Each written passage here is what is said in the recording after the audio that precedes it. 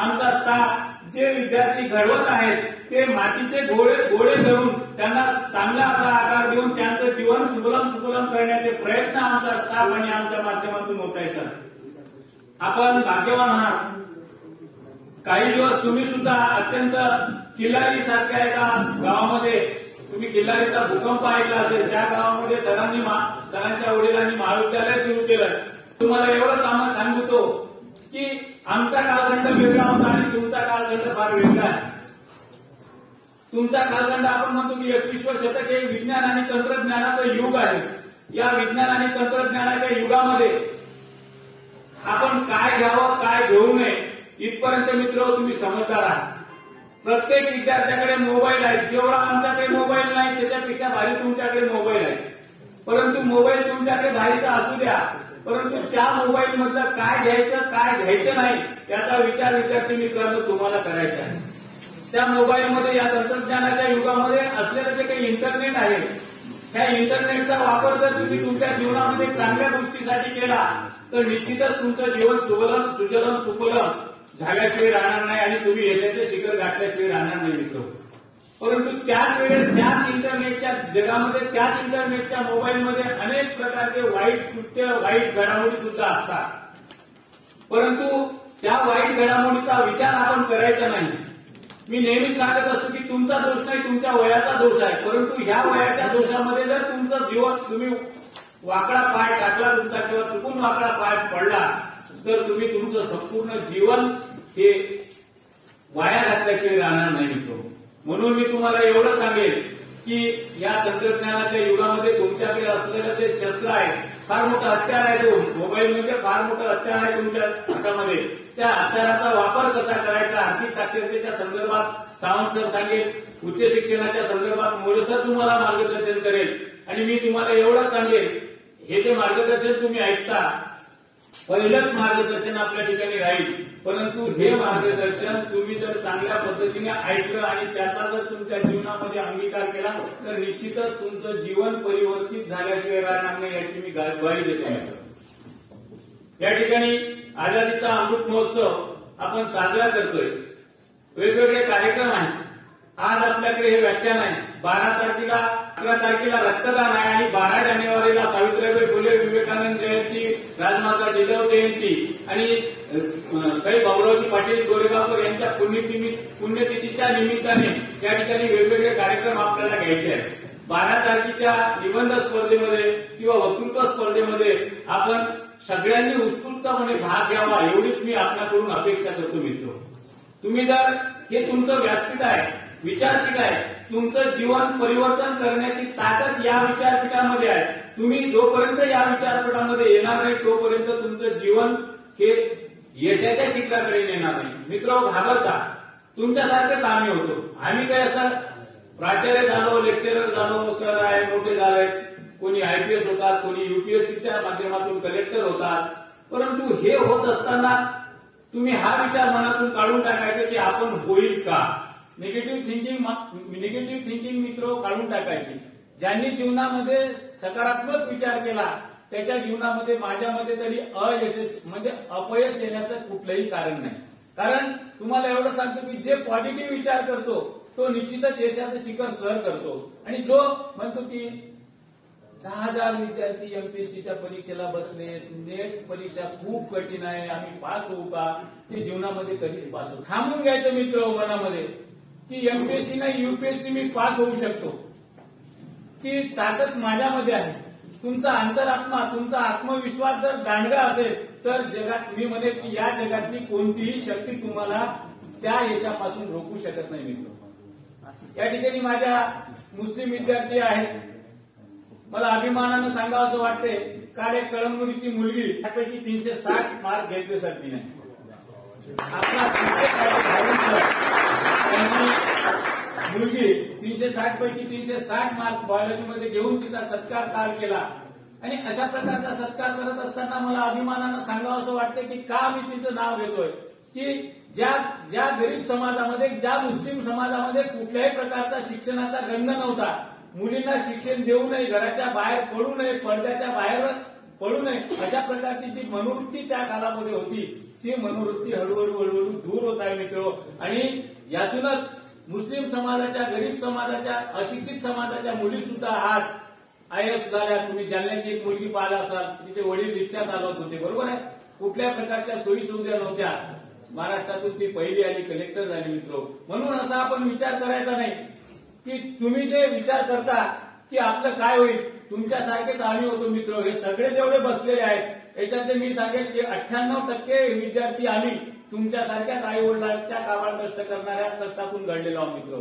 तुमचे जसे आई वडील सकाळी शेतात जातात, काबाड कष्ट करतात, तुम्हाला महाविद्यालयामध्ये पाठवतात, त्यांच्या काय अपेक्षा असतात मित्र की माझी मुलगी, माझा मुलगा महाविद्यालयात जात आहे. आमची जे हाल अपेक्षा झाली ती त्यांची होऊ नये. त्यांच्या डोळ्यामध्ये नेहमी तुमच्याविषयी असा एक आत्मविश्वास असतो की माझा मुलगा शिकत आहे आणि काहीतरी घडेल आणि काहीतरी घडल्याच्या नंतर आमचं जे काही आत्मविश्वास दारिद्र्य आहे ते दारिद्र्य दूर करण्याचा प्रयत्न करेल, आमचं नाव उज्ज्वल करेल. ज्या महाविद्यालयात शिकला त्या महाविद्यालयाचे नाव उज्ज्वल करेल, ज्या शिक्षकांनी तुम्हाला शिकवलं त्यांचे नाव उज्ज्वल करेल. अशा प्रकारची अपेक्षा सगळ्याच घटकाकडून मित्र तुमची असते. म्हणून या ठिकाणी मी म्हणेन, म्हणून मी तुम्हाला सांगेन मित्र, मला सरांनी सांगितलंय म्हणून मी सांगतो, मी कर्मयोगी माणूस आहो मित्र. तुम्हाला स्पष्ट सांगतो, माझ्या हाताकडे जर पाहिजे तर तुम्हाला सांगतो की माझ्या हाताला तुम्हाला जे शेतामध्ये काम करते तशा प्रकारचे गट्टे आहे. मी घरी गेलो की सगळेच काम करतो मित्र. इथं सुद्धा असं तरी मला लाज वाटत नाही, कारण जो माणूस कर्मयोगी आहे त्याला बाकीचं लाज वाटायची, शरम वाटायचं कारण नाही. दुसरे उदाहरण सांगतो मित्र की खऱ्या अर्थाने जर तुम्हाला तुमचं जीवन घडवायचं असेल, मी थोडा वेळ घेतो सर, 5 मिनिटं, जास्त वेळ घेणार नाही. खऱ्या अर्थाने जर तुमचं जीवन तुम्हाला घडवायचं असेल तर राष्ट्रीय सेवा योजना या घटकामध्ये जे जे विद्यार्थी आहेत त्या विद्यार्थ्यांनी जर खऱ्या अर्थाने राष्ट्रीय सेवा योजनेचा उपयोग घेतला तर निश्चितच तुम्हाला सांगतो राष्ट्रीय सेवा योजनेचं हे जे विचारपीठ आहे, व्यासपीठ आहे, तुम्हाला तुमच्या जीवनाला शिखरावर नेल्याशिवाय सोडणार नाही. कारण मी जे या ठिकाणी इथे उभा आहोत, खऱ्या अर्थाने याच्यामध्ये 50% श्रेय राष्ट्रीय सेवा योजनेचा आहे. मी राष्ट्रीय सेवा योजनेचा विद्यार्थी होतो. आम्ही तर तुम्हाला असं घ्या म्हणतो, परंतु आम्ही ज्या काळामध्ये होतो त्या काळामध्ये लिस्ट लागायची, सरांच्या विनवण्या करायच्या की सर मला एनएसएस मध्ये घ्या, सर मला एनएसएस मध्ये घ्या, घ्यायचे नाही. मित्र, आपलं युनिट छोटं आहे, तुम्ही भाग्यवान आहात, प्रत्येकाने एनएसएस मध्ये भाग घेतला. आणि ज्यांनी एनएसएस मध्ये भाग घेतला, राष्ट्रीय सेवा योजना काय आहे तुम्हाला शिकवलं नसेल. Not me but you. कोणासाठी? माझ्यासाठी नाही, दुसऱ्यासाठी. मी माझ्यासाठी करत नाही. जे राष्ट्रीय सेवा योजनेच्या माध्यमातून कष्ट करतोय, समाजाची सेवा करतोय, ते समाजासाठी करतो, माझ्यासाठी करत नाही मित्र. अशा प्रकारचा आहे. मी तुम्हाला सांगेन की राष्ट्रीय सेवा योजनेचा 10 वर्ष कार्यक्रम अधिकारी होतो, राष्ट्रीय सेवा योजनेचा जिल्हा समन्वयक होतो. याच राष्ट्रीय सेवा योजनेचं मी नॅशनलचा म्हणजे इंटरनॅशनलचा मी जो कॅम्प केला तो चेन्नईला केला आणि दुसरा जो कॅम्प केला तो सुद्धा मी या ठिकाणी शिवरे बाजारला केला, पाचगणीला केला. अशा प्रकारचे वेगवेगळे कॅम्प केले आणि या कॅम्पच्या माध्यमातून आम्ही असं शिकलो मित्र. तुमच्यासारखीच परिस्थिती विद्यार्थी म्हटल्यानंतर घाबरते की आपणाला बोलता येईल का. तुम्ही जर तुमच्या मनामध्ये ठाणलं तर तुम्हाला काहीही करता येते. फक्त तुमची जिद्द, चिकाटी आणि मेहनत करण्याची ताकद पाहिजे. तुम्ही तुमच्या जीवनामध्ये निश्चित यशस्वी व्हाल मित्र. सरांनी सांगितलं की सर तुमचं सांगा, माझं थोडक्यामध्ये सांगतो. मी सांगत नव्हतो, सरांनी चिठ्ठी दिली म्हणून सांगतो. मी 10 वर्ष कळमनुरीचा नगरसेवक होतो. या ठिकाणी प्राचार्य म्हणून यायच्या आधी 15 वर्षे शंकरराव सातव महाविद्यालय कळमनुरीमध्ये इकॉनॉमिक्सचा लेक्चरर, अर्थशास्त्राचा लेक्चरर म्हणून काम करत होतो. हे काम करत असताना 2001 ते 2010 कळमनुरी नगरपालिकेचा नगरसेवक होतो आणि 2007 ते 2010 पर्यंत मी कळमनुरी नगरपालिकेचा उपनगराध्यक्ष होतो. विद्यार्थी मित्रांनो, हे करत असताना तुम्हाला सांगतो की 2005च्या एमपीएससी बॅचचा सरांनी सांगितलं म्हणून सांगतो की 2005च्या एमपीएससी बॅचचा मी 5 विद्यार्थी होतो. महाराष्ट्र लोकसेवा आयोगाची उच्च शिक्षणाची युसूफ इस्माईल महाविद्यालय मुंबईची ऑर्डर होती मित्र. परंतु माझ्या नशिबात तुम्हाला भेटायचं असेल, माझ्या नशिबात या ठिकाणी राहायचं असेल, नियतीचा खेळ वेगळा असतो मित्र. तुम्ही माना नका मानू, कोणी देव माना, कोणी जोडा माना, कोणी अल्लाह माना, कोणी जे मानसाल ते, परंतु एक नैसर्गिक शक्ती मित्र आहे. त्या नैसर्गिक शक्तीच्या माध्यमातून तुम्ही तुमचं जीवन उन्नत करू शकता मित्र. अशाच प्रकारची नैसर्गिक शक्ती ही या ठिकाणी मला प्राप्त झाली आणि याच नैसर्गिक शक्तीच्या माध्यमातून माझा परमेश्वरावर गाढ विश्वास, गाढ श्रद्धा आहे, अंधश्रद्धा नाही, परंतु मी पूर्णपणे या निसर्ग शक्तीला, परमेश्वराला मानतो मित्र. कारण मानाचं कारण सांगतो मित्र, मी इथपर्यंत जोपर्यंत आलो ही फक्त त्या शक्तीच्या जोरावर आणि माझ्या एकट्याच्या मेहनतीवर या इथपर्यंत आलो मित्र. कोणीही माझा गॉडफादर नाही. मी जसं नेहमीच म्हटलं तसं माझा बाप सुद्धा तुमच्यासारखा तुमचा बाप जसा शेतामध्ये कष्ट करते तसाच माझा बाप सुद्धा माझ्या शेतीमध्ये काम करायचा. आणि ज्यावेळेस मी एमए झालो आणि त्यावेळेस मी जसं आमचे 5 भाऊ कष्ट करायचे शेतीमध्ये, संत्रा, ऊस या सगळ्या गोष्टी असायच्या. मी ज्यावेळेस त्यांना पैसे मागायचे की मला इंटरव्ह्यू जायला पैसे द्या 200, माझे वडील म्हणायचे या भविष्याला देऊ नका पैसे, ते फिरते मस्त आणि आपण काम करतो. त्यांचा दोष नव्हता मित्र. ते बिचारे अशिक्षित होते, त्यांना काय माहित. त्या काळामध्ये मी 96ला लागलो. त्या 96च्या काळामध्ये फारसं काही असं म्हणजे दारिद्र्य देश होता. 70-80चा दशक तर फारच दारिद्र्य देश होता. तुम्ही भाग्यवान आहात, तुम्हाला वरण भात पुरी भेटली मित्र. आम्हाला एक टाइमच्या काय म्हणतो आपण मिलो जेवारीत अंबाडीच्या भाकरी खाऊन आम्ही दिवस काढले मित्र. तो काळ होता, दारिद्र्याचा काळ होता, परंतु तुम्ही भाग्यवान आहात. तुम्ही भाग्यवान याच्यासाठी आहात की तुम्हाला या सगळ्या गोष्टी मिळते मित्र. तुमच्या पाठीवरचं दप्तर कमीत कमी 1000 रुपयाचं आहे मित्र. आमचं दप्तर कशाचं असेल, मोरे सर असो, सावंत सर असो, किंवा आमचं दप्तर कशाचं असेल सांगा. 4-5 भाऊ असायचे, हॅबिटच्या थैल्या यायच्या माहिती आहे. त्या 2 थैल्या पेराला आणायच्या, 2 थैल्यासाठी 5 जणांमध्ये भांडणं लागायची. मार खायचा इकडून तिकडून ते थैली, पण त्याच्यामध्ये पण आनंद होता. तुमच्या पाठीवर 1000 रुपयाचं दप्तर आहे, 10,000चा मोबाईल आहे, तरी तुम्ही आनंदी आहेत नाही. आहेत का तरी सांगा. नाही आनंदी मित्र. का आनंदी नाही ते तुम्हाला हव्यास लागलेली आहे. हव्यास कशाची? जे मिळत नाही त्याची हव्यास लागलेली आहे. मित्रांनो, तुम्ही कधीही आपल्या समोरच्याचा विचार करायचा नाही. जीवनामध्ये जर तुम्हाला यशस्वी व्हायचं असेल तर पालावर बसणारे, जे पालावर राहणारे जे लोक असतात, हे आता आपल्याकडे खुर्च्या विकणारे लोक आहेत, गरीब कष्टकरीचे मुलं आहेत, त्यांच्याकडे पहा मित्र. त्यांच्याकडे पाहिलं तर निश्चित तुम्ही तुमच्या जीवनामध्ये यशस्वी होता. कारण आपण हाच विचार करायचा, परमेश्वरानं, निसर्गानं आपल्याला इथपर्यंत दिले की आपल्या हाती जर समजा असं गृहीत धरून 200 रुपये येत असेल तरी आपण भाग्यवान आहोत. कारण आपल्याला 200 रुपये मिळते. त्या पालातल्या माणसाला 200 पण नाही. कशावर त्याचं जीवन जगते, कसं खाते, कसं पिते हे तुम्हाला माहिती आहे मित्र. म्हणून मी एवढं त्या ठिकाणी सांगेल, जास्त वेळ घेणार नाही. व्याख्याते माझ्यापेक्षा चांगल्या पद्धतीनं बोलणारे आहेत. मी त्यांचे या ठिकाणी पुनश्च धन्यवाद करतो. आणि आझादी का अमृत महोत्सव कार्यक्रमानिमित्त या ठिकाणी या दोन्ही सरांचं, मोरे सरांचं आणि सावंत सरांचं जे व्याख्यान आहे ते व्याख्यान तुमच्या जीवनामध्ये निश्चितच परिवर्तन घडवेल मित्र. एवढीच मी या ठिकाणी अपेक्षा व्यक्त करतो. राज्य शासनाचे प्राध्यापक आहेत आणि सर पीपल्स कॉलेज आणि विद्यापीठ, एसआरटी विद्यापीठ गाजवतात. एखादा माणूस मोठा होतो त्याच्या पाठीमागे प्रेरणा असते. म्हणून प्रेरणा ही घरातून तयार होत नाही, तरी कुठूनतरी निर्माण करावी लागते, कुठूनतरी घ्यावी लागते. आज प्रेरणेसाठी आपल्यामध्ये आलेले आहेत प्राध्यापक DN More sir, People's College Nanded. त्यांचा विषय आहे उच्च शिक्षणातील बदलते धोरण खालचा विद्यार्थी. मी सरांना विनंती करतो की कैलासवासी बाबुराव पाटील कला विज्ञान महाविद्यालयामध्ये आमच्या सभागार हॉलमध्ये, सेमिनार हॉलमध्ये आपण व्याख्यानाला प्रारंभ करा. मी विनंती करतो विद्यार्थ्यांना की मोरे सरांच्या व्याख्यानाचे मुद्दे आपण सविस्तरपणे टिप्पण करून बाबासाहेब म्हणाले शिका, संघटित व्हा आणि संघर्ष करा. त्यापैकीच एक मोरे सर आपल्यामध्ये उपस्थित आहेत. धन्यवाद सर. नमस्कार. नमस्कार म्हणा.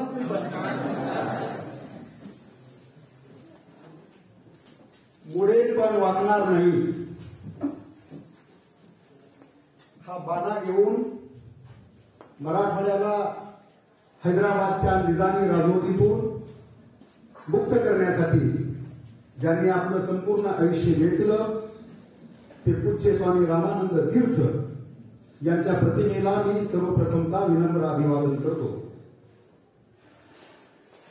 राजकारण हा ध्यास घेऊन समाजाची सेवा करत असताना हिंगोली सारख्या मागास भागात शिक्षणाची ज्योत पेटवली पाहिजे. समाजातल्या मागास भागातील विद्यार्थ्यांना शिक्षण मिळालं पाहिजे, विशेषतः उच्च शिक्षण मिळालं पाहिजे. हे ध्येय उरासी बाळगून ही संस्था ज्यांनी स्थापन केली ते कैलासवासी बाबूराव पाटील उर्फ नाना यांच्या प्रतिनिधीलाही मी विनम्र अभिवादन करतो. आझादी का अमृत महोत्सव या भारताच्या स्वातंत्र्याच्या 75व्या वर्षाच्या निमित्त आयोजित केलेल्या या व्याख्यानमालेच्या कार्यक्रमाचे सन्माननीय अध्यक्ष, आपल्या महाविद्यालयाचे प्राचार्य, वर्क इज वर्षी असं इंग्रजीमध्ये म्हटलं जातं, ज्याला काम किंवा कार्य ही संस्कृती, असे आमचे मार्गदर्शक प्रेरणास्थान, ज्यांनी प्रदीर्घ काळ विद्यापीठाच्या प्राध्यापकांचं नेतृत्व केलं. विद्यापीठाच्या प्राध्यापकांचं नेतृत्व करत असताना, त्यांचे प्रश्न सोडवत असताना विद्यार्थी हा केंद्रबिंदू मानून त्यांचेही प्रश्न शासनकर्त्यांच्या समोर, पॉलिसी मेकरच्या समोर ज्यांनी ठळकपणे मांडले ते आदरणीय जयवंत भोयर सर, या व्याख्यानमालेचे सन्माननीय संयोजक माझे मित्र doctor Savke sir, P. L. Gore sir, K. S. Ingle sir, माझे मित्र Dokle sir, Ingle sir, Rajurkar sir, Phad sir, Hambarde sir, Balkhande sir, Dudhate madam, Khupse madam, माझे इंग्रजीचे सहकारी अरुण चव्हाण सर, घोडे सर आणि तासिका तत्वावर आणि पुढं परमनंट या महाविद्यालयामध्ये होण्याची जी धडपड सेट, नेट, एमफिल, पीएचडी करून करत आहे ते माझे सर्व बंधू आणि उपस्थित मित्र.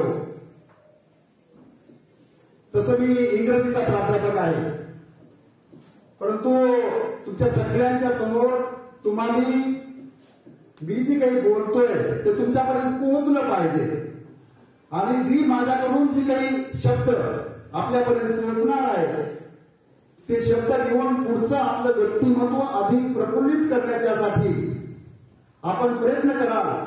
या भूमिकेतून माझे काही जे काही विचार आहेत ते आपल्यासोबत संवादाच्या स्वरूपात, मार्गदर्शन नाही, मी आपल्यासमोर ठेवणार आहे. सर्वप्रथमतः आपल्याला मी हे सांगू इच्छितो की या महाविद्यालयाच्या कॅम्पसमध्ये आल्याच्या नंतर मला प्रचंड आनंद झाला. त्याचे दोन कारण आहेत. या महाविद्यालयाला मी या अगोदर 2 ते 3 वेळेस भेटी दिलेल्या आहेत. त्यावेळेस हे महाविद्यालय पत्र्याच्या रूममध्ये आदर्श महाविद्यालयाच्या बाजूला हे महाविद्यालय चालू होतं. माझी अशी एक कल्पना होती की त्याच पत्र्याच्या रूमला थोडंफार काहीतरी रंगरंगती करून त्याला अधिक दर्जेदार सुदृढ बनवलेलं असावं. परंतु इथं आल्याच्या नंतर, ही इमारत बघितल्याच्या नंतर आणि तुमचे सगळे प्रफुल्लित असलेले चेहरे बघितल्यानंतर शिक्षणाची किती धास, शिक्षणाचा किती ध्यास, शिक्षणाचं उद्दिष्ट ठेवून तुम्ही किती धडपड करताय हे मला दिसलं आणि त्यासाठी आदरणीय प्राचार्य आणि त्यांच्या सर्व स्टाफ सगळं आपल्या सर्वांचं मी मनपूर्वक अभिनंदन करतो.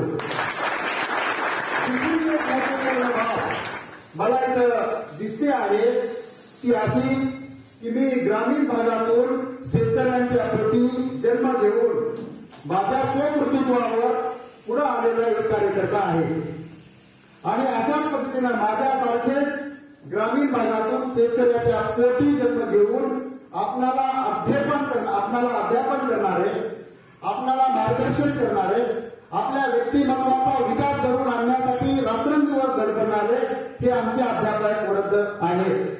आणि म्हणून तुमची आणि या अध्यापकांची नाव इतकी अतूट अशा पद्धतीनं जोडली गेलेली आहे. त्याचाच परिणाम अशा पद्धतीने दिसतोय की आपण इतक्या मोठ्या संख्येने इथं उपस्थित आहात. आणि म्हणून या महाविद्यालयाला अतिशय चांगलं उज्ज्वल अशा पद्धतीचं भवितव्य आहे. त्यासाठी तुम्ही सगळेजण आणि आमचे अध्यापक वृंद पुढच्या काळामध्ये प्रयत्न करतील अशा पद्धतीची मी स्वातंत्र्याच्या अमृत महोत्सवी वर्षात पहिल्यांदा शुभेच्छा देतो आणि विषयाच्या अनुषंगानं काही एक मुद्दे चर्चेच्या माध्यमातून आपल्या समोर ठेवतो. विषय काय आपण आज चर्चेसाठी घेणार आहोत तो आहे शिक्षणाचा विषय. आपल्या सर्वांना याची जाणीव आहे, शिक्षण ही मानवी जीवनाची अतिशय निकडीची अत्यावश्यक अशा पद्धतीची गरज आहे. बेसिकली मी जर आपल्याला प्रश्न विचारला की मानवी जीवनाच्या अत्यावश्यक आणि निकडीच्या गरजा सांगा, तर मला वाटतं आपल्यापैकी बहुतांश विद्यार्थी फक्त 3 गरजांचा विचार करतील किंवा त्याचं उत्तर 3 गरजांचं आहे असं मला देतील. त्यामध्ये अन्न, वस्त्र आणि निवारा. 21व्या शतकाच्या उंबरठ्यावर आपण आता उभा राहिलेलो आहोत, नव्हे आता आपण पुढे गेलेलो आहोत. अशा परिस्थितीमध्ये मानवी जीवनाच्या 3 गरजा आपल्याला त्यामध्ये ऍडिशन कराव्या लागतात. त्यामध्ये शिक्षण, सांगा, आरोग्य आणि रोजगार या 3 अतिशय महत्वाच्या गरजा बनलेल्या आहेत. कोरोनाच्या काळात आपण सर्वजण साक्षीदार आहोत की आरोग्याला किती महत्वाचं अशा पद्धतीचं स्थान प्राप्त झालेलं आहे. विशेषतः भारतामधील आणि महाराष्ट्रामधील आरोग्याची जी काही स्थिती आहे, आरोग्याची जी काही व्यवस्था आहे, हे आपण उघड्या डोळ्यांनी गेल्या 2.5 वर्षामध्ये बघितलेली आहे. या सर्व पार्श्वभूमीवरती आता शिक्षण आणि आरोग्य या 2 महत्वपूर्ण बाबी झालेल्या आहेत. त्यापैकी एका बाबीची, एका घटकाची चर्चा आपल्याला करायची आहे. शिक्षण हे राष्ट्राच्या विकासाच्या जडणघडणीमधला एक महत्वाचा घटक. शिक्षणातून विकास साध्य केला जातो. विकासाच्या वाटा शिक्षणातून जातात. विद्यार्थ्याच्या व्यक्तिमत्वाचा विकास शिक्षणातून होतो. शिक्षण मानवाला अंधाराकडून प्रकाशाकडे नेणारा एक महत्वपूर्ण अशा पद्धतीचा घटक आहे. शिक्षण हे सर्व रोगावरील एक रामबाण उपाय आहे. इंग्रजीमध्ये त्याला पॅनेशिया असा शब्द वापरला जातो. Education is the panacea of all diseases. आणि म्हणून हे शिक्षण घेत असताना कशा पद्धतीचं शिक्षण दिलं जावं अशा पद्धतीची सुद्धा रचना संविधानकर्त्यांनी केलेली आहे. शिक्षण जसं व्यक्तीच्या व्यक्तिमत्वाचा विकास घडवतं, तशाच पद्धतीनं समाजाचा विकास ही शिक्षणातून होतो. परिणामी समाजाच्या विकासातून राष्ट्राचा विकास साध्य करता येऊ शकतो. आणि म्हणून मी तुम्हाला आता सुरुवातीला असा एक प्रश्न विचारेल की शिक्षण ही नफा कमावण्याची एक गोष्ट आहे की शिक्षण हे सेवा क्षेत्र आहे? आपल्यापैकी कुणीही एकाने उत्तर दिलं तर चालेल. शिक्षण ही नफा कमावण्याची बाब आहे की शिक्षण ही एक सेवा क्षेत्र आहे? सेवा क्षेत्र आहे. अगदी बरोबर. आणि म्हणूनच भारतीय संविधानामध्ये 5 मेन पिलर्स, प्रिन्सिपल जर आपण म्हणतोय, ते भारतीय संविधानाच्या प्रिएम्बल मध्ये, उद्देश पत्रिकेमध्ये डॉक्टर बाबासाहेब आंबेडकरांनी समाविष्ट केलेली आहे. ती कोणती 5 पिलर्स आहेत? स्वातंत्र्य, समता, बंधुता, न्याय आणि समान दर्जाचं संधी प्राप्त होणारं शिक्षण, अशा पद्धतीची ती 5 पिलर्स आहेत. त्या 5 पिलर्स पैकी एकाच पिलर्सवरती काही बाबी आपणाला इथं मांडायच्या आहेत. काय अपेक्षित आहे शिक्षणामधून? डॉक्टर बाबासाहेब आंबेडकरांना ही अपेक्षित आहे की शिक्षणामधून मन, मनगट आणि मेंदू याचा विकास होत असतो. हेड, हँड अँड हर्ट अशा त्या 3 त्रिसूत्री ही कल्पना आहे. आणि म्हणून मन, मनगट आणि मेंदू विकसित करणारं, धारदार बनवणारं शिक्षण विद्यार्थ्यांना दिलं गेलं पाहिजे. ही भूमिका समोर ठेवून या संस्थेचे संस्थापक अध्यक्ष बाबूराव पाटील यांनी ही शिक्षण व्यवस्था, ही शिक्षण संस्था या ठिकाणी स्थापन केलेली आहे. काय उद्देश असावा?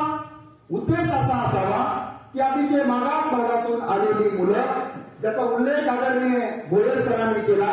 त्यांनी पर्सेंटेज सांगितलं की ओपनच्या घटकातील किती मुलं आहेत, SC, ST आणि मायनॉरिटीज मधली किती मुलं आहेत, बॅकवर्ड घटकातील किती मुलं आहेत. या सगळ्याचा लेखाजोखा ज्यावेळेस आपण समोर ठेवायला लागतो त्यावेळेस हे लक्षात येतं की बाबूराव पाटील यांचं जे काही उद्दिष्ट होतं, यांचं जे काही ध्येय होतं, ते ध्येय होतं की या समाजामधल्या मागास घटकांना शिक्षणाची द्वारं सताळ उघडली गेली पाहिजेत. महात्मा फुले, छत्रपती शाहू महाराज, डॉक्टर बाबासाहेब आंबेडकर, सावित्रीबाई फुले ज्यांची जयंती कालच आपण साजरी केली, ज्यांचा हा उदात्त हेतू समोर घेऊन जाणारी ही माणसं मग कर्मवीर भाऊराव पाटील असतील किंवा स्वामी रामानंद तीर्थ असतील किंवा कैलासवासी बाबूराव पाटील असतील, यांनी सुरू केलेलं आहे ही अतिशय आनंदाची आणि आपल्या उज्ज्वल भवितव्याची अतिशय महत्वाची बाब आहे असं मला वाटतं. आणि म्हणून संविधानातील या सगळ्या गोष्टीचा आपण ज्यावेळेस उल्लेख करायला लागतो त्यावेळेस आपल्याला असं लक्षात येतं की सर्वांना समान सक्तीचं, गुणवत्तापूर्ण, समान संधी असलेलं परवडणारं शिक्षण दिलं जावं अशा पद्धतीची धारणा संविधानाची आहे. आणि म्हणून संविधान कर्त्याला जे अपेक्षित आहे त्या पद्धतीनं शिक्षण आपल्या देशामध्ये, आपल्या महाराष्ट्रामध्ये, आपल्या जिल्ह्यामध्ये आपल्याला प्राप्त होतं का? मी ज्या गोष्टीचा उल्लेख केला, शिक्षण राष्ट्राच्या विकासाचं इंजिन, शिक्षण मन, मनगट आणि मेंदू बळकट करणारं एक धारदार शस्त्र, शिक्षण हे सर्व रोगावरचं एक रामबाण उपाय. या पद्धतीने हे शिक्षण दिलं जातं का याचाही आपल्याला विचार करायला लागतो. म्हणून उच्च दर्जाचं, सर्वांना समान संधीचं, परवडणारं शिक्षण आपल्या देशामध्ये दिलं जातं का की नफ्यासाठी शिक्षण दिलं जातं? आता ही जी संस्था आहे या संस्थेमध्ये शिक्षण घेणारे तुम्ही सगळे जे काही विद्यार्थी आहेत अतिशय क्षुल्लक अशा पद्धतीची फीस आपल्याकडून घेतली जाते आणि मेजर घटक आपल्याला शिष्यवृत्ती प्रदान केली जाते. याचा अर्थच एवढा आहे की शिक्षण तुम्हाला मोफत द्यावं आणि तुम्ही आधी दर्जेदार शिक्षण घ्यावं. आणखी काय अभिप्रेत आहे की दिल्लीमध्ये जवाहरलाल नेहरू विद्यापीठामध्ये दिलं जाणारं शिक्षण हे हिंगोलीमधल्या मागास जिल्ह्यातील विद्यार्थ्यांना सुद्धा मिळालं पाहिजे. बरोबर ना? नांदेडमध्ये दिलं जाणारं शिक्षण हे किनवट आणि माहूर या ट्रायबल बेल्टमध्ये असणाऱ्या तालुक्याच्या प्लेस मधल्या विद्यार्थ्यांना मिळालं पाहिजे. का म्हणून? त्याचं कारणच एवढं असं आहे की संविधानाला हे अपेक्षित आहे. कारण भारतीय संविधानातल्या 21व्या कलमामध्ये असं नमूद केलेलं आहे, शिक्षण हा मानवी जीवनाच्या जगण्याचा मूलभूत अधिकार आहे. ती कोणी उपकार म्हणून आपल्यावरती करत नाहीये, तो तुमचा फंडामेंटल राईट आहे, तो तुमचा फंडामेंटल राईट आहे, मूलभूत अधिकार आहे.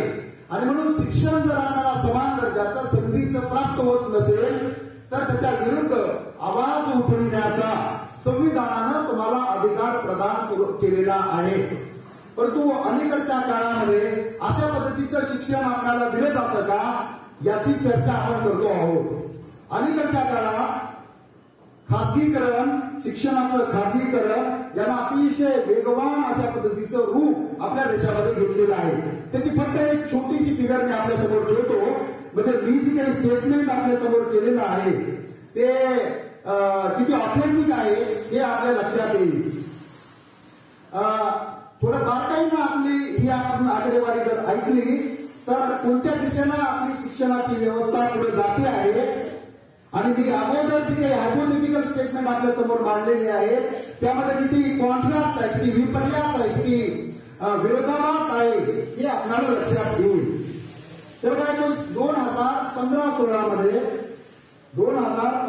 मध्ये आपल्या देशात सार्वजनिक विद्यापीठ म्हणजे आपल्या स्वामी रामानंद तीर्थ मराठवाडा विद्यापीठासारखी विद्यापीठ 329 होती 2015-16 मध्ये. ती 2019-20 मध्ये 386 झाली. जर आपण कॅल्क्युलेशन पर्सेंटेज मध्ये जर काढायला लागलो बोलेल सर, तर ही वाढ फक्त 17% आहे सार्वजनिक विद्यापीठाची, की ज्या विद्यापीठातून समान दर्जाचं परवडणार मागास विद्यार्थ्यांना शिष्यवृत्ती प्रदान करणार आणि त्यांना शिक्षणाच्या प्रक्रियेमध्ये समाविष्ट करणार, सामील करणार अशा जी काही उच्च शिक्षण संस्था, महाविद्यालये आणि विद्यापीठे आपल्या देशात आहेत त्याची संख्या फक्त 17% 2019-20 मध्ये वाढलेली आहे. खरं तर ही किती टक्क्यामध्ये वाढायला हवी होती? 75-80% वाढायला हवी होती. आणि आता खासगी विद्यापीठ बघा, जिथं तुमच्याकडून पैसे घ्यायचे आणि तुमचे घेतलेले पैशाच्या स्वरूपामध्ये तुम्हाला शिक्षण द्यायचं. म्हणजे आता आपल्या नांदेडमध्ये किंवा हिंगोलीमध्ये जी काही इंग्लिश मिडियम स्कूल्स आहेत ते तुम्ही सगळ्यांनी बघितलेले आहेत ना. इंग्लिश मिडियम स्कूलमध्ये काय असतं मला सांगा तुम्ही? विद्यार्थ्यांकडून पैसे घेतले जातात आणि त्यामधून शिक्षकांना पगार दिली जाते, शिक्षकेतर कर्मचाऱ्यांना पगार दिली जाते आणि त्यामधून तुम्हाला शिक्षण घेतलं जातं. मग हे शिक्षण विकत देणारी बाब आहे की शिक्षण हे सेवा क्षेत्र आहे? विकत देणारी बाब आहे. संविधानाला काय अभिप्रेत आहे? संविधानाला काय अभिप्रेत आहे? शिक्षण हे सेवा क्षेत्र. Education is a service sector. Education is not a thing of profit. नफा कमवणारी बाब नाहीये. म्हणजे नफा कमवणारी बाब अलीकडच्या काळामध्ये बनत चाललेली आहे की नाही? त्याचं एक ब्युटिफुल उदाहरण, एक सुंदर उदाहरण म्हणून बघा ना, खासगी विद्यापीठ आपल्या देशामध्ये होती 197 2015-16 मध्ये आणि 2019-20 मध्ये त्याची संख्या झाली 327. डोकळे सर 327. ही किती पर्सेंटेज मध्ये वाढ आहे? ही वाढ आहे 65%. म्हणजे गोयल सर इकॉनॉमिक्सचे प्राध्यापक आहेत, जरी ते प्राचार्य असले तर पहिल्यांदा ते शिक्षक आहेत, म्हणून आणखी मानणारे आहेत. मी पहिल्यांदा शिक्षक आहे, नंतर प्राचार्य आहे. आणि म्हणून जर आपण हे कॅल्क्युलेशन केलं तर ही वाढ आहे 65%. 65% वाढ आहे. हा डेटा कुठे आहे? हा डेटा आहे All India Survey of higher Education 2019, ज्या मिनिस्ट्री ऑफ एज्युकेशनने नुकताच प्रकाशित केला आहे. वेबसाईटवरती जर तुम्हाला बघायचं असेल तर AISHE जेवढं जरी आपण मोबाईलमध्ये गुगलवरती जाऊन टाईप केलं तरी आपल्याला लक्षात येईल. यामधून मला कोणता मुद्दा मांडायचा हे आपल्या लक्षात आला असेल की शिक्षणाचं खासगीकरण हे झपाट्यानं व्हायला लागलेलं आहे. शिक्षण जर ही फंडामेंटल राईट असं संविधान म्हणत असेल तर ही विकत देणारी बाब बनता कामा नये. मुद्दा क्रमांक 1. आता दुसऱ्या अतिशय महत्वाच्या मुद्द्याकडे मी आपल्या सर्वांचं लक्ष वेधू इच्छितो. त्यावरती आता माझा एक प्रोजेक्ट आता सध्या सुरू आहे. चव्हाण सरांकडे एक क्वेश्चनियर दिलेली आहे. त्यावरती तुम्ही तुमचे जे काही मत आहे या ऑनलाईन एज्युकेशनच्या संदर्भात आपल्याला मांडायचं आहे. आपल्या सर्वांना माहिती आहे की 2020च्या मार्चच्या मध्यामध्ये कोरोना नावाचा नवीन परवलीचा शब्द आपल्या कानावरती आला. या अगोदर हा डिसीज असतो असं आपण आपल्यापैकी कुणीही ऐकलेलं नसावं, बरोबर ना? परंतु 2020च्या मध्यामध्ये मार्चच्या आपण ऐकलं आणि विशेषतः हा कोरोनाचा कहर आपल्या देशामध्ये, महाराष्ट्रामध्ये नव्हे तर जगामध्ये सुरू झाल्याच्या नंतर संपूर्ण देशातील, जगातील आणि महाराष्ट्रातील शाळा आणि महाविद्यालयाची दरवाजे प्रत्यक्ष अध्यापनासाठी बंद केली गेली आणि शिक्षण ही अखंडित चालणारी एक प्रक्रिया म्हणून आपण याकडे पाहतो. वयाच्या 80व्या 90व्या म्हणजे अगदी स्मशानभूमीकडे एखाद्याचं प्रेत नेत असतानाच्या वेळेपर्यंत माणूस शिकत असतो, बरोबर ना? आणि म्हणून शिक्षणाची अखंड चालणारी प्रक्रिया सुरळीत राहावी या उद्देशानं शासनाने ऑनलाईन नावाचा एक नवीन शब्द आपल्या कानावरती आला आणि आपण सगळेजण आमच्या अध्यापक मग ती झूम नावाचा असेल की गुगल मीट असेल की वेगवेगळ्या प्लॅटफॉर्मच्या माध्यमातून की ज्यामध्ये अतिशय एक्सपर्ट म्हणून आम्ही आमच्या सावंत सरांकडे पाहतो. त्यांनी अशा पद्धतीनं ऑनलाईन डिजिटल बोर्डच्या माध्यमातून व्हिडिओ एडिटिंग असेल, व्हिडिओ क्रिएशन असेल, त्यामध्ये भरीव अशा पद्धतीचे योगदान या भागाला दिलेलं आहे. नव्हे तर या क्षेत्रामध्ये ते मास्टर आहेत असं जर मी म्हटलं तर ते वावगं ठरणार नाही. ते या आपल्यामध्ये उपस्थित आहे, तेही आपल्याला मार्गदर्शन करणार आहेत. आणि म्हणून हे ऑनलाईनचं हे एज्युकेशन आपल्या देशामध्ये सुरू झालं. आता माझा प्रश्न आपल्याला असा आहे की ऑनलाईन एज्युकेशनसाठी विशेषतः हिंगोली सारख्या मागास भागाचा ज्यावेळेस मी विचार करायला लागतो त्यावेळेस या सगळ्या तंत्रज्ञानाच्या सोयी सुविधा मग ते विद्यार्थ्याकडे असतील की महाविद्यालयाकडे असतील, याच्यासाठी लागणारी ट्रेनिंग मग ते प्राध्यापकांना असेल की विद्यार्थ्यांना असेल की दिली गेली का? या सगळ्या सोयी सुविधा उपलब्ध आहेत का? मग त्याच्यासाठी लागणारा जी काही वीज आहे, नेटवर्क आहे, या सुविधा उपलब्ध आहेत का? मागास भागातील विद्यार्थ्यांना विशेषतः हे आर्थिकदृष्ट्या सक्षम आहेत का? या सगळ्या प्रश्नाची उत्तरं ज्यावेळेस आपण शोधायला लागतो त्यावेळेस या प्रश्नाची मेजॉरिटी मध्ये उत्तर नाही, नो या शब्दामध्ये आपल्याला ऐकायला मिळतात, विद्यार्थी देतात. याचा अर्थ असा की ऑनलाईन एज्युकेशन हा ट्रॅडिशनल बोर्डला पर्याय ठरू शकत नाही. म्हणजे शाळा आणि महाविद्यालयामध्ये प्रत्यक्ष जी काही आम्ही तुम्हाला शिकवतो त्यामधून तुम्हाला अधिक परिणामकारक शिकता तुम्ही का ऑनलाईन माध्यमातून तुम्ही अधिक परिणामकारक शिकता? आम्ही शिकवतो त्या माध्यमातून तुम्ही अधिक शिकता. याचं कारण कोणतरी सांगेल एक्झाम, कारण आपल्याला इंटरॅक्शन करायचं, मी मार्गदर्शन नाही करायला आलो इथं. कोणतरी एक जण उठून सांगेल का काय हे इफेक्टिव्ह आहे? Traditional mode, face to face mode, concentration, आमची बॉडी लँग्वेज. आता मी तुमच्या समोर उभा करून बोलतोय, माझी जी बॉडी लँग्वेज आहे, माझी जी काही फेशियल एक्सप्रेशन आहेत, माझे जे काही हातवारे आहेत, यामधून अर्ध्याहून मला जे काही मांडायचंय, मला जे काही बोलायचंय ते तुमच्यापर्यंत पोहोचतं.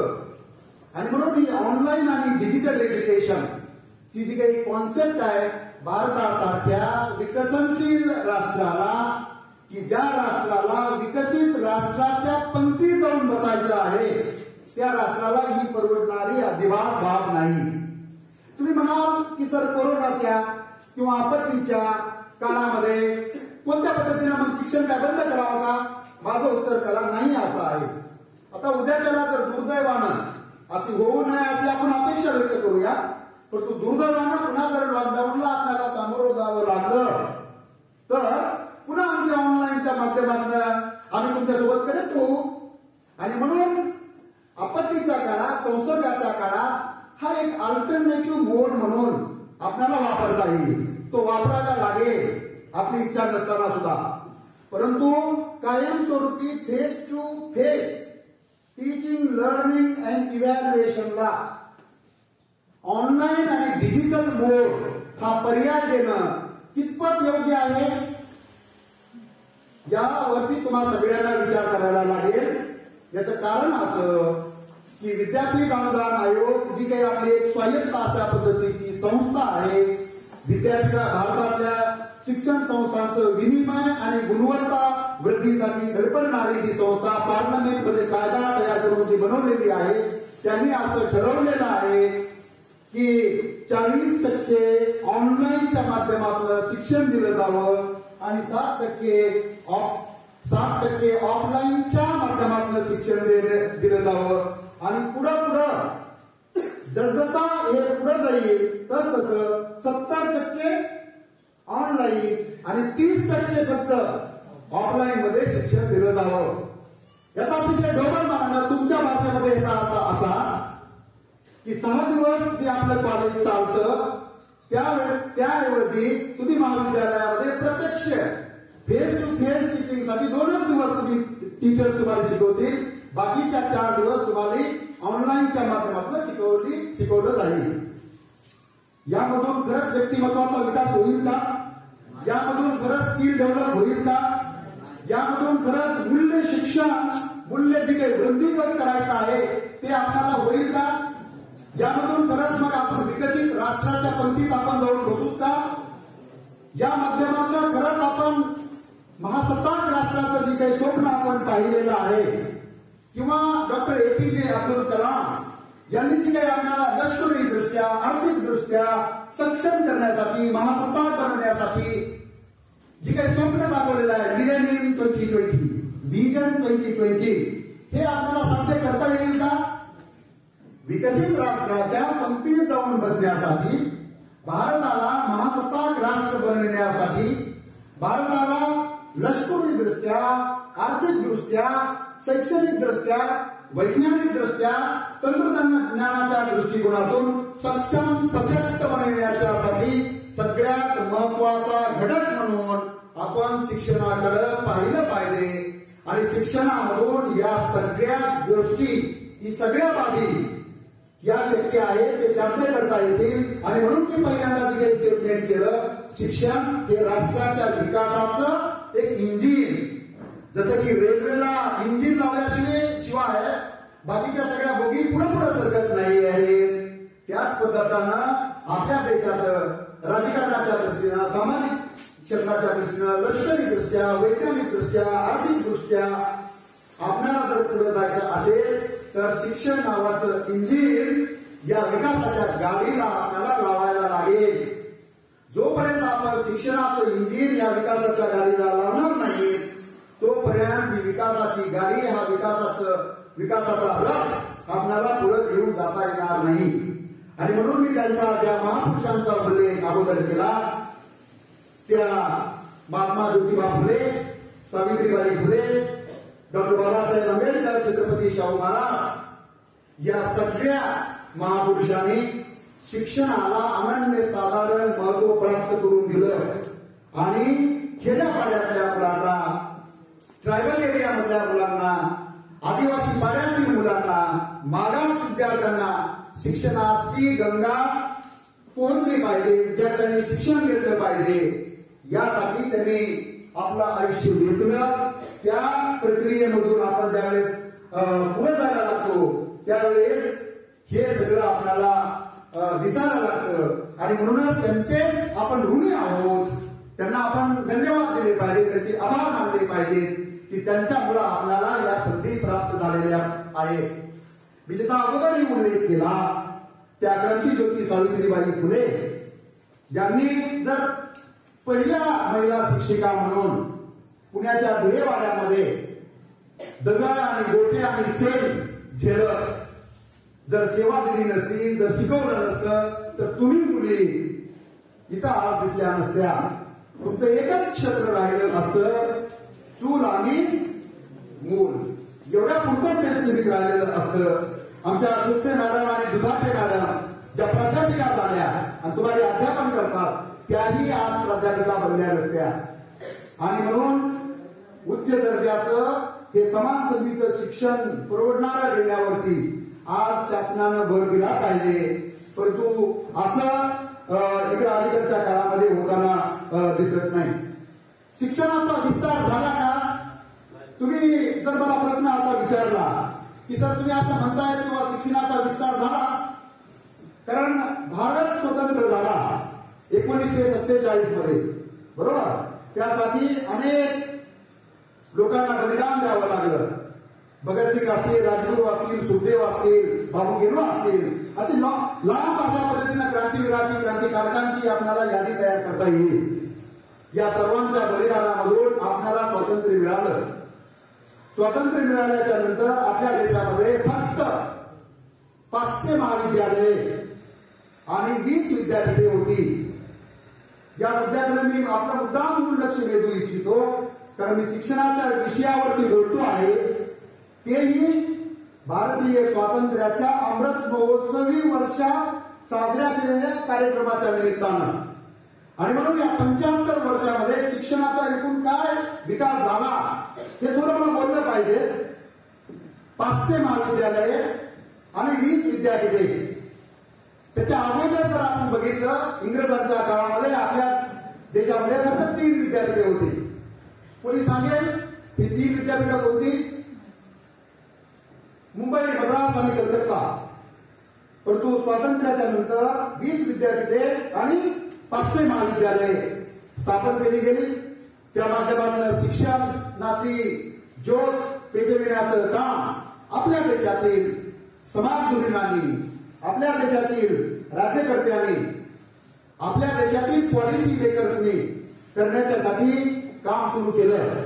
मग त्याच्यामध्ये सर्वपल्ली राधाकृष्णनपासनं ते प्रोफेसर D.S. कोठारीपासनं ते अलीकडचे श्याम पित्रोदापासनं ते प्रोफेसर देशपाल पासनं की ज्यांच्या अध्यक्षतेखालील समितीनं ड्राफ्ट बनवला नवीन शिक्षण धोरणाचा, ते इस्रोचे माजी अध्यक्ष कस्तुरीरंगन सरांपासनं या सगळ्या लोकांनी शिक्षणाच्या क्षेत्रात भरीव योगदान दिलं आहे. मग ही जी काही विकास 75 वर्षामध्ये जो झाला, तर हे जर आपल्याला बारकाईने तपासलं तर आज आपल्या देशात 1043 विद्यापीठे आणि 42,343 महाविद्यालये आहेत. परंतु या 1043 आणि 42,343 महाविद्यालयात सगळ्यात मोठी संख्या कुणाची? खासगी विद्यापीठे आणि खासगी महाविद्यालयांची. स्वातंत्र्याच्या 75 वर्षात आपण काय मिळवलं? स्वातंत्र्याच्या 75 वर्षात आपण काय मिळवलं? याचं जर उत्तर मला विचारलं तर खासगीकरणाच्या प्रक्रियेला शिक्षणाच्या क्षेत्रात अधिक वेगवान बनवण्याचं, या आकडेवारीवरून मी हे स्टेटमेंट करतो आहे, त्याला आपण गती दिली. आता आणखी एका दुसऱ्या मुद्द्याकडे मी आपल्या सगळ्यांचं लक्ष वेधू इच्छितो. उच्च शिक्षणामध्ये आपल्या विद्यार्थ्यांचं, भारतातील विद्यार्थ्यांचं प्रवेश प्रमाण किती आहे हे कोणी सांगू शकेल का? यावरती आपण विचार करायला लागेल. आपल्या भारतामधील 18 ते 23 म्हणजे तुमच्या वयोगटातील विद्यार्थ्यांचं प्रवेश प्रमाण 2019-20च्या all India survey of higher education अन्वये फक्त 27.1% आहे. याचा अर्थ काय? याचा अर्थ एवढाच की जवळपास 68% रफली सरासरी 68% 18 ते 23 वयोगटातील उच्च शिक्षण घेण्यासाठी इलिजिबल असणारी विद्यार्थी आपल्या देशातील उच्च शिक्षणापासून वंचित आहेत. म्हणजे अतिशय चिंतनीय विचार करायला लावणारी तुम्हाला आणि मला, धोरणकर्त्यांना आणि शासनकर्त्यांना डोळ्यात अंजन घालणारी बाब आहे. 68 ते 69% विद्यार्थी उच्च शिक्षण प्रवाहाच्या बाहेर असणं हे आर्थिक महासत्ता बनण्याचं लक्षण आहे का? विकसित राष्ट्राच्या पंक्तीत जाऊन बसण्याचं हे लक्षण आहे का? नाही. आणि म्हणून नंबर 1 हा मुद्दा. आणि दुसरा, जे काही 27.1% प्रमाण आहे त्याचा पुन्हा जर आपण बारकाईनं बायफर्केशन आपण करायला लागलो तर आदरणीय भोयर सर त्याला साक्षीदार आहे की यामध्ये गळतीचं प्रमाण फार मोठं आहे. म्हणजे BA प्रथम वर्षाला आपल्याकडे नॅकची कमिटी येते, आपल्या सर्वांना माहिती आहे. नॅकच्या कमिटीच्या सर्वांना आम्ही ज्यावेळेस ड्रॉपआउट रेशिओ मानतो, गळतीचं प्रमाण मानतो, त्यावेळेस हे लक्षात येतं की उच्च शिक्षणामध्ये विद्यार्थ्याची गळती खूप मोठी आहे. BA प्रथम वर्षाला ऍडमिशन घेतलेली जी काही विद्यार्थी आहेत ते 3rd इयर पर्यंत किती पोहोचतात, किंवा 3rd इयरच्या पुढे MA सेकंड पर्यंत किती पोहोचतात, किंवा त्याच्या पुढे सेटनेटच्या परीक्षेसाठी किंवा एखादा सर्टिफिकेट कोर्स करण्यासाठी किंवा एखादा PhDचं संशोधन करण्यासाठी, एखादं MPhil करण्यासाठी किती विद्यार्थी पोहोचतात, त्याची आकडेवारी जर मी तुम्हाला सांगितली तर हा 52% ड्रॉपआउट रेशिओ आहे. 52% हा ड्रॉपआउट रेशिओ आहे. आणि पुन्हा माझा जो प्रश्न आहे मी तुम्हाला विचारेन, विकसित राष्ट्र आर्थिकदृष्ट्या शिक्षणाच्या दृष्टीनं सशक्त समृद्ध बनण्याचं हे लक्षण आहे का? त्याचं उत्तर हे नाही आहे. मुद्दा क्रमांक 3, मुलींच्या दृष्टिकोनातून मुलींचं उच्च शिक्षणातील प्रमाण सुद्धा अतिशय कमी आहे. अनेक कारणं आहेत, परंतु त्या कारणाचा शोध आपण घेत बसण्यासाठी आपल्याला तेवढा वेळ आता नाही आहे. मग मुलींचे कमी वयामध्ये असलेली लग्न असतील किंवा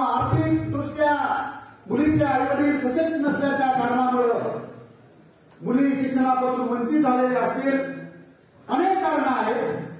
या सगळ्या पार्श्वभूमीवरती मुलींचं शिक्षणातील प्रमाण आणि ड्रॉप आउट रेशिओ हा मोठा आहे. फर्स्ट इयर सेकंड इयर मध्ये ज्यावेळेस मुलीचं लग्न लावून दिलं जातं त्यावेळेस पुढच्या शिक्षणामधून ऑटोमॅटिकली ती ड्रॉप आउट होते, त्याच्यामधून बाहेर पडते आणि तिचं जे काही व्यक्तिमत्व अधिक प्रफुल्लित करण्याचं, अधिक विकसित करण्याचं आणि तिला जे काही करिअर करायचं जे काही असतं त्या करिअर पासून तिला परावृत्त केलं जातं. ही समाजाची मानसिकता आता बदलायला हवी. ज्या क्रांतिज्योती सावित्रीबाई फुलेंचा मी अगोदर उल्लेख केला, त्यांचं काय उद्दिष्ट होतं की मुलींचं व्यक्तिमत्व विकसित करण्यासाठी, त्यांना अति सुदृढ बनवण्यासाठी, त्यांना शैक्षणिक दृष्ट्या परिपक्व बनवण्यासाठी शिक्षणाची गंगा त्यांनी जी सुरू केली त्याच्या पाठीमागचं ध्येय हेच होतं की मुली शिकल्या पाहिजेत. मुली समाजाच्या विविध क्षेत्रामध्ये, मग ते राजकारणाचं क्षेत्र असेल, आरोग्याचं क्षेत्र असेल, शिक्षणाचं क्षेत्र असेल, या सगळ्या क्षेत्रामध्ये त्यांनी काम केलं पाहिजे. काही स्वातंत्र्याच्या अमृत महोत्सवी 75 वर्षामध्ये आपण काय मिळवलं याचा ज्यावेळेस आपण सिंहावलोकन करायला लागतो, याची ज्यावेळेस आपण गोळाबारी करायला लागतो त्यावेळेस आपल्याला हे लक्षात येतं की अतिशय एनडीए सारख्या अतिशय महत्वपूर्ण असलेल्या संस्थांमध्ये या क्षेत्रामध्ये आता मुली जायला लागलेल्या आहेत. मुली वैमानिक झालेल्या आहेत. मी परवालाच गोयल सर किनवटच्या महाविद्यालयाला भेट दिली. तिथं जे काही आपल्या त्या संस्थेचे जे काही अध्यक्ष आहेत प्रोफेसर राठोड साहेब, त्यांची मुलगी आता सध्या पायलट म्हणून आहे. म्हणजे मराठवाड्यामधलं मला वाटतं हे पहिलं उदाहरण असेल की जी मुलगी स्वतः पायलट म्हणून दिल्लीच्या एका अकॅडमीमध्ये सध्या आता ते ट्रेनिंग घेतली आहे. हे मी मुद्दाम तुमच्यासाठी सांगतोय मुलींना की असं जीवनामधलं असं एकही क्षेत्र असं शिल्लक राहिलेलं नाही आहे की तिथं मुलींनी स्पर्श केलेला नाही. ज्या गोष्टीचा उल्लेख आदरणीय गोयल सरांनी केला ती मी मुद्दाम म्हणून आम्ही एक अधोरेखित करू इच्छितो की ही सगळ्या मुली पुढे आलेल्या समाज जीवनामधल्या वेगळ्या क्षेत्रात काम करणाऱ्या कोणत्या आहेत, अतिशय गरीब घराण्यामधल्या, अतिशय मागास घटकामधल्या, की ज्या घरामध्ये ती चूल पेटविण्यासाठी दिवसभर रोजगार करावा लागतो, अशा घराण्यातल्या या मुली पुढे आलेल्या आहेत. एक छोटंसं उदाहरण मी आपल्यासमोर ठेवेल, कारण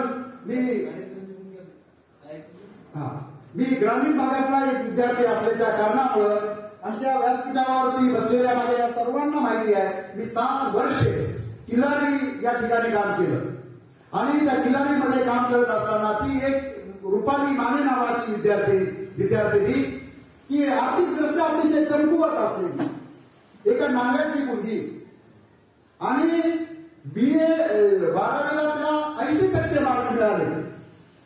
ही बाब आहे 2000 मधली. सायन्सच्या फॅकल्टीमध्ये 85% मिळवणारी मुलीचं शिक्षणामधून तिला ड्रॉप आउट करण्याचा पालकांनी निर्णय घेतला. त्यांचंही बरोबर आहे, तर पैशाचं सोंग करता येत नाही मित्र. पैशाचं सोंग आपल्याला अजिबात करता येत नाही, बाकीच्या सगळ्या गोष्टीचं सोंग आपल्याला करता येऊ शकतं. आर्थिक दृष्ट्या आपण जर सशक्त समृद्ध नसू तर आपल्याला त्याचं सोंग करता येत नाही. आणि म्हणून त्यांनी असा निर्णय घेतला की तिला आता शिक्षणापासून परावृत्त करायचं, तिला ड्रॉप आउट करायचं आणि तिचं लग्न लावून द्यायचं. ज्यावेळेस ते आमच्या महाविद्यालयामध्ये असा निर्णय कळविण्यासाठी आले त्यांना आम्ही समजावून सांगितलं त्याची सगळी जबाबदारी आम्ही उचलतो, तुम्ही अजिबात चिंता करू नका. तिची सगळी जबाबदारी उचलली. ती विद्यार्थिनी मेरिटमध्ये आली, BA first year second year आणि थर्ड इयर मध्ये आपल्या विद्यापीठाच्या. पुन्हा त्यांना MA एज्युकेशन घेतलं. पुण्याला जाऊन कॉम्पिटेटिव्ह एक्झामिनेशनची प्रिपरेशन केली. आज ती मुलगी तहसीलदार आहे. हे प्रातिनिधिक उदाहरण झालं. तुमच्याही महाविद्यालयामधल्या ज्या आमच्या डोळे सरांनी उल्लेख केला असे अनेक मुली आहेत, असे अनेक मुलं आहेत. गोयल सरांचं आणि या संयोजकाचं आम्हा लोकांना आपल्या समोर आणण्याचं एवढंच उद्दिष्ट आहे की तुम्हाला थोडं चार्ज करायचं आहे. मी फक्त शिक्षणाच्या विषयावरती बोलण्यासाठी आलो नाहीये इथं. तुम्हाला थोडं तुमची बॅटरी चार्ज करायची आहे. आणि तुम्ही एकदा चार्ज झाला की तुम्ही आपलं एक डेस्टिनेशन, आपलं एक गोल, आपलं ज्याला आपण ध्येय म्हणूया, ज्याला आपलं उद्दिष्ट म्हणूया, ते उद्दिष्ट आपण ठरवा आणि ते उद्दिष्ट गाठण्यासाठी जिद्द, आत्मविश्वास, परिश्रम, चिकाटी या पंचसूत्रीच्या आधारे आपण काम कराल, ध्येय गाठणं मित्रहो हे अजिबात इम्पॉसिबल नाही आहे. नेपोलियन बोनापार्टचं नाव आपल्या सगळ्यांनी ऐकलं असेल. इतिहासामध्ये बनकंडे सरांनी सांगितलं असेल की नेपोलियन बोनापार्ट आपल्या शब्दकोशामध्ये अशी मांडणी करतो की the word nothing is not in my dictionary. नाही हा शब्द माझ्या शब्दकोशात नाही. अलीकडच्या काळात आपल्या तरुण विद्यार्थ्यांची मानसिकता ही निगेटिव्ह बनत चाललेली आहे. मला दुर्दैवाने इथं नमूद करावं लागतं. स्वातंत्र्याचा अमृत महोत्सव आपण साजरा करत असताना विकसित राष्ट्राचं स्वप्न आपण ज्यावेळेस पाहतोय ते केवळ आणि केवळ तुमच्या बळावरती हे शक्य आहे. आणि ज्यावेळेस तुमच्याकडे आम्ही भावी भारताचे आधारस्तंभ म्हणून पाहतोय त्यावेळेस तुमचं जे काही एकूण जिद्द चिकाटीच्या आधारे स्वप्न प्राप्त करण्याचं जे काही ध्येय आहे ते आपल्याला मिळवायला लागेल. तरच उद्याचे युवक हे भावी देशाचे आधारस्तंभ बनतील आणि एक सुजलाम सुफलाम आर्थिक दृष्ट्या, लष्करी दृष्ट्या, शैक्षणिक दृष्ट्या महासत्ता भारताचं स्वप्न साकार होईल. मला वाटतं मी आपला अधिक वेळ घेणार नाही, परंतु या अमृत महोत्सवी वर्षाच्या उंबरठ्यावरती आपण आता उभे आहोत. येणाऱ्या 15 ऑगस्ट 2022 रोजी आपल्या देशाचा 75वा स्वातंत्र्य दिन आपण साजरा करणार आहोत. आणि त्यासाठी केंद्र शासनानं, महाराष्ट्र शासनानं भारतातल्या शाळा आणि महाविद्यालयामध्ये अशा पद्धतीचे विविध उपक्रम घेण्याचा अतिशय स्तुत्य अशा पद्धतीचा निर्णय घेतलेला आहे. आणि त्या माध्यमातून इतरही युवा पिढी, महाराष्ट्रातील देशातील युवा पिढी अधिक सजग, अधिक जागृत आणि त्यांच्यामध्ये एक स्फुल्लिंग चेतविण्याच्यासाठी महाराष्ट्र आणि केंद्र शासनानं सुरू केलेला हा उपक्रम अधिक फायदेशीर ठरेल असं मला वाटतं. आणि ह्या सगळ्या प्रवाहामध्ये आपण ड्रॉप आऊट कुठेही न होता आपल्या जीवनाचं ध्येय आपण ठरवावं आणि पुढच्या काळामध्ये त्याच्यासाठी आपण कठोर मेहनत करावी. शिक्षण ज्याचा मी उल्लेख अगोदर केला त्याच्याशिवाय आपल्याला तरुणोपाय नाही. सर्वांगीण विकास शिक्षणाच्या माध्यमातून आपल्याला करता येऊ शकतो. आणि म्हणून युनेस्को नावाची जी काही संस्था आहे मित्रहो, त्या युनेस्कोनं सुद्धा शिक्षणाची 4 मूलभूत अशा पद्धतीची उद्दिष्टे ठरविलेली आहे. ते कोणती? Learning to be, learning to do, learning how to live together and learning to become a societal animal. These are the 4 parameters or principles you may say that has been defined by the UNESCO. आणि म्हणून या 4 युनेस्कोच्या उद्दिष्टाच्या भोवतीच आपली शिक्षणाची सगळी प्रक्रिया चालते आहे. आणि त्यामधून शिक्षणाला व्यक्तीचा विकास, समाजाचा विकास, राष्ट्राचा विकास, ज्ञानाधिष्ठित समाजाची बांधणी हे कशामधून शक्य आहे? तर हे शिक्षणामधून शक्य आहे. आणि म्हणून आणखी 2 संकल्पनाचा उल्लेख मी आपल्यासमोर करेन. शिक्षणाचं मुख्य उद्दिष्ट काय, शिक्षणाचं मुख्य प्रयोजन काय, हे जर तुम्ही मला विचारलं तर ज्ञान निर्मिती, ज्ञान प्रसार आणि सुदृढ समाजाची निर्मिती शिक्षणामधून साध्य होते. आणि म्हणून या विषयाच्या अमृत महोत्सवी व्याख्यानमालेच्या विषयाच्या अनुषंगानं जे काही उच्च शिक्षणातील बदलते धोरण आहे हे धोरण कशी आखली गेली पाहिजे याची 2 मिनिटांमध्ये सारांश रूपामध्ये मी मांडणी करतो आणि मी माझ्या वाणीला पूर्णविराम देणार आहे. हे धोरण अशी आखली पाहिजे की ज्यामधून या विद्यार्थ्याच्या व्यक्तिमत्वाचा विकास झाला पाहिजे. Student is the center of educational sector. ही गोयल सरांनी आणि त्यांच्या सगळ्या सहकार्याने अतिशय कष्ट घेऊन ही इतकी मोठी इमारत सुसज्ज अशा पद्धतीची उभारणी केलेली आहे. हे कशासाठी? इतकं चांगल्या अशा पद्धतीचं फर्निचर तुमच्यासाठी त्यांनी अवेलेबल करून दिलेलं आहे. या सगळ्या बाबीला त्याच वेळेस अर्थ आहे की ज्या वेळेस तुम्ही या महाविद्यालयामध्ये एनरोल कराल, ऍडमिशन घ्या आणि तुम्ही अधिक सशक्त सुदृढ व्हाल, तुमच्या व्यक्तिमत्वाचा विकास होईल आणि तुम्ही शिका, संघटित व्हा आणि संघर्ष करा. ही जी त्रिसूत्री डॉक्टर बाबासाहेब आंबेडकरांनी सांगितली त्या बाबीला समोर ठेवत ही या संस्थेची जी काही धडपड तुम्हाला विद्यार्थ्यांना शिक्षण देण्यासाठीची चालू आहे ती मला वाटतं ज्ञानाधिष्ठित समाजाची निर्मिती, ज्ञान प्रसार आणि समाजाचा विकास आणि पर्यायाने राष्ट्राचा विकास करण्याच्यासाठीची ही महत्वपूर्ण धडपड आहे. आणि म्हणून उच्च शिक्षणामधल्या या धोरणाची आखणी करत असताना या सगळे पॅरामीटर्स आपण समोर ठेवायला हवेत. सर्वांना समान संधीचं, गुणवत्तापूर्ण, सक्तीचं, परवडणारं शिक्षण हे मिळायला हवं या धोरणकर्त्यांनी स्वातंत्र्याच्या अमृत महोत्सवी वर्षामध्ये ठरवायला हवं. जे आर्थिकदृष्ट्या कमकुवत घटक आहेत त्यांना स्कॉलरशिपच्या माध्यमातून, जे मागास घटक आहेत त्यांना तर ऑलरेडी स्कॉलरशिप मिळते, पण तो आर्थिकदृष्ट्या जे विद्यार्थी, सामाजिक दृष्ट्या असं मी म्हणत नाहीये, आर्थिकदृष्ट्या जे विद्यार्थी कमकुवत आहेत त्यांना आणखी सुदृढ करण्यासाठी आणि त्यांच्या शिक्षणाची जबाबदारी, कारण मी त्याचा अगोदर उल्लेख केला जसं 21व्या कलमामध्ये शिक्षण हा मानवी जीवनाच्या जगण्याचा मूलभूत अधिकार भारतीय संविधानाने निश्चित केलेला आहे.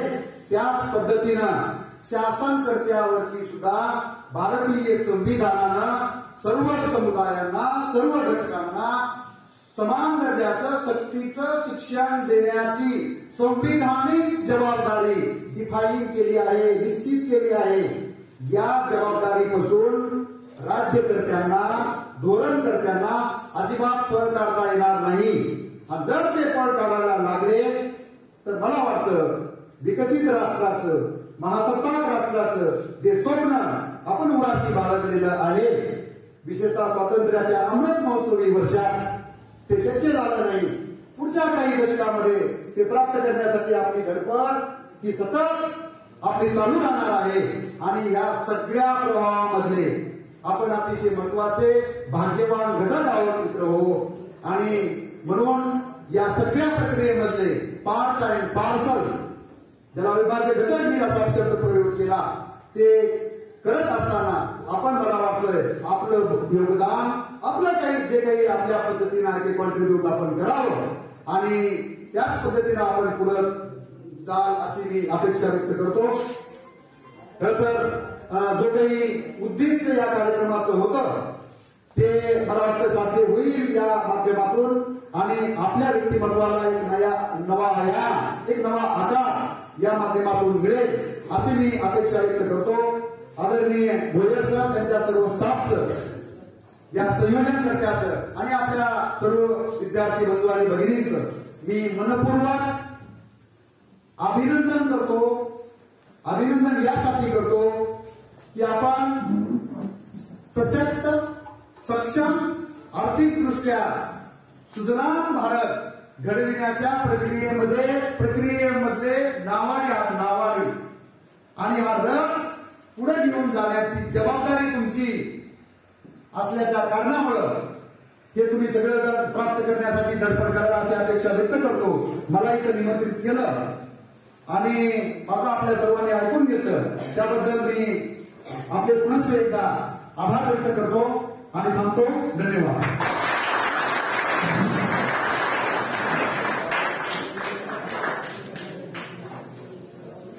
धन्यवाद सर. अतिशय सविस्तरपणे प्राध्यापक डी.एन. मोरे सरांनी आपल्याकडे विषय मांडलेला आहे. आपल्याला कंटाळा बिलकुल आलेला नाही. अतिशय मुलं उत्साहाने आपलं व्याख्यान ऐकत होते सर. स्वातंत्र्याच्या नंतर भारताची शिक्षणाची स्थिती, एकूण विद्यापीठे आणि एकूण महाविद्यालय 42,000 महाविद्यालयात आज झालं शिक्षण घेत आहे. पण महासत्तेला आपण पुरतो का? महासत्तेला आपण पुरेल का? तर या खाजगी शिक्षणामध्ये आपण पुरणार नाही याची खंत व्यक्त केली. छत्रपती शाहू महाराज, बाबासाहेब आंबेडकर, महात्मा फुले, सावित्रीबाई फुले यांची अतिशय उत्कृष्ट उदाहरणं देऊन उच्च शिक्षणाची आजची स्थिती उद्दिष्टांना व्यवस्थित आणण्यासाठी विद्यार्थ्यांनी अतिशय आत्मविश्वासाने आपण तयार व्हावे हा एक संदेश दिला. आणि नेपोलियन बोनापार्टचे उदाहरण दिलं. नेपोलियन बोनापार्ट हा अतिशय चतुर आणि हुशार राजकारणी समाजकारणी होता. त्याच्या डिक्शनरीमध्ये नाही हा शब्द कधीच नव्हता. त्याचेही आपण उदाहरण देऊन आम्हाला ज्ञानार्जन दिलेलं आहे. 15 ऑगस्ट 2022 मध्ये 75 वर्ष पूर्ण होतात. त्या संदर्भात आपल्याला तयार व्हायचं आणि 75 वर्षाच्या संदर्भामध्ये त्याही नंतर आत्मविश्वास देणारे शिक्षण म्हणून तर बाबासाहेब म्हणाले होते ना, शिका, संघटना आणि संघर्ष करा. जो शिकेल तो गुरगुरल्याशिवाय राहणार नाही. गुरगुरणे याच्यासाठी की रंगेलपणा नाही, तर शिक्षणातून आपण ध्येय साध्य करून ती नरकुलकी, ती गुरुकी आपल्याला सिद्ध करायची आहे. समृद्ध समाजासाठी शिक्षण आवश्यक आहे. त्याचबरोबर विद्यार्थी केंद्रबिंदू मानून महाविद्यालयांनी शिक्षण द्यावं, सरकारने शिक्षण द्यावं. खाजगी शिक्षणाच्या माध्यमातून समाज शिकेल का? तर बिलकुल महाविद्यालयाच्या स्तरावर विद्यार्थ्यांनी नाही हा नकार दिलेला आहे. या खाजगी शिक्षणामध्ये बहुजन समाजाचं अस्तित्व नष्ट होईल म्हणून खाजगी शिक्षणाला कडाडून विरोध झाला पाहिजे हाही दृष्टिकोन पुढे आलेला आहे. त्यानंतर सशक्त होण्यासाठी दुर्बल घटकांना आर्थिक मदत करून शिष्यवृत्तीच्या माध्यमातून शिक्षण दिलं पाहिजे हे हा संदेश आपण समोर दिलेला आहे. धन्यवाद सर. कैलासवासी बाबुराव पाटील कला विज्ञान महाविद्यालय व उच्च शिक्षणाच्या माध्यमातून आपण केलेले विचार खरोखर आम्हाला अनुभव आहे. आम्ही आता न्यायाला सामोरं जाणार आहोत. न्यायाच्या सामोरं जात असताना आम्ही दिलेला उद्देश निश्चितपणे मांडू.